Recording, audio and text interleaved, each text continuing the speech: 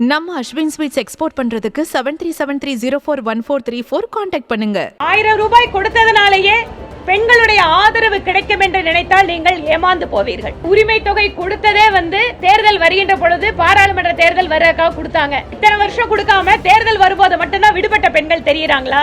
இலவச பஸ் கொடுக்கறோம்னு சொல்லிட்டு பஸ்ல ஏறக்கூடிய பெண்களை இழிவுபடுத்தி உங்கள் கட்சி தலைவர்கள் பேசுவது, இல்லனா அந்த பஸ்ஸே அந்த ரூட்ல வராது. ஆனா பஸ் ஃப்ரீ, ஆனா பஸ் வராது.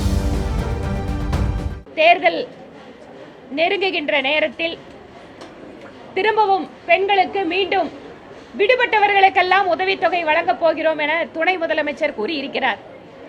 உதவித்தொகை கொடுத்ததே, உரிமை தொகை கொடுத்ததே தேர்தல் வருகின்ற பொழுது பாராளுமன்ற தேர்தல் வரக்காக கொடுத்தாங்க. இப்ப விட்டு போனவங்களை எல்லாம் அசெம்பிளி தேர்தல் வரும்போது கொடுக்கறேன்னா நீங்க எப்ப கொடுக்கறீங்க? இத்தனை வருஷம் கொடுக்காம தேர்தல் வரும்போது மட்டும்தான் விடுபட்ட பெண்கள் தெரியுறாங்களா? இரண்டாவது, 1000 ரூபாய் கொடுத்ததனாலேயே பெண்களுடைய ஆதரவு கிடைக்கும் என்று நினைத்தால் நீங்கள் ஏமாந்து போவீர்கள்.